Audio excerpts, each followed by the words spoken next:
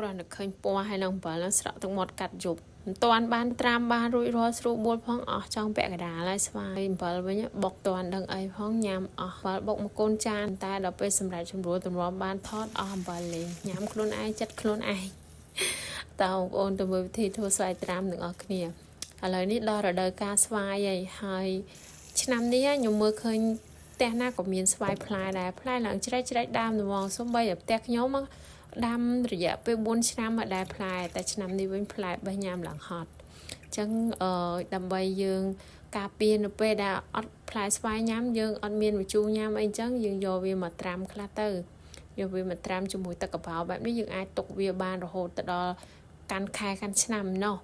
ហើយស្វាយនេះយកវាមកលាងថ្នមយកដៃដុសវាហើយបន្ទាប់មកយើងអាចកាត់ក្បាលវាដើម្បីឲ្យវាចេញជ័រទុកវាត្រាំទឹកបែបនេះទៅដើម្បីវាចេញជ័រមួយស្ទុះសិនឬមួយក៏អាចនឹងកាត់ក្បាលវាមុននឹងយកមកត្រាំទឹកក៏បានដែរដើម្បីងាយស្រួលលាងវាមិនកាត់ដៃចំណែកឯទឹកវិញខ្ញុំត្រៀមចំនួន7 លីត្រហើយនឹងអំបិលប្រហែលជា6ស្លាបព្រាបាយនិងកំបោរហ្នឹងទិញពីកន្លែងលក់ផ្លែឈើចំនួន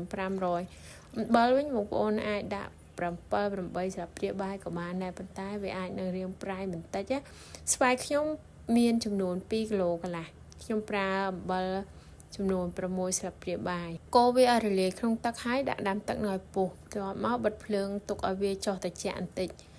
រួចហើយចាំយកកំបោរយកមកដាក់លាយវាកូរវាឲ្យរលាយជាមួយនឹងទឹកនឹងឲ្យសព្វល្អទុកវា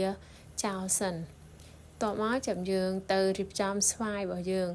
ស្វាយនឹងត្រូវលាងទឹកហើយដាក់សម្រស់វាឲ្យស្ងួតទឹកហើយបន្ទាប់មករៀបដាក់ចូលក្នុងកន្លបបើនៅស្រុកស្រែវិញគេប្រើជាពាងឬមួយក៏ជាអតិន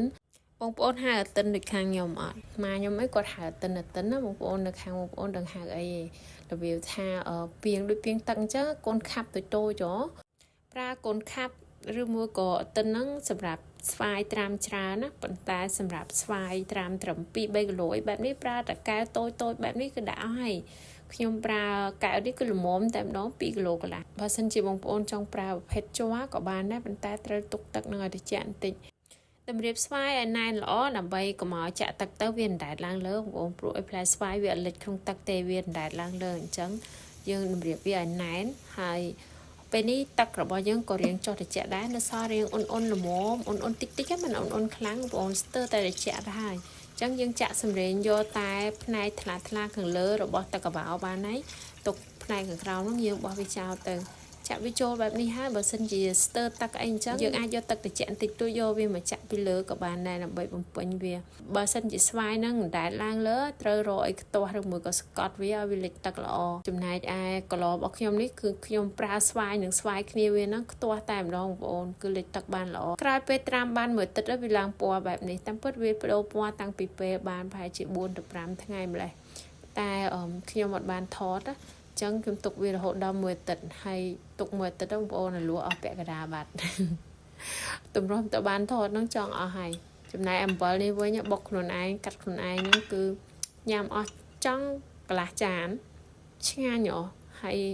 ឃើញស្វាយដឹងស្រាប់បងប្អូនស្រីគ្នាយើង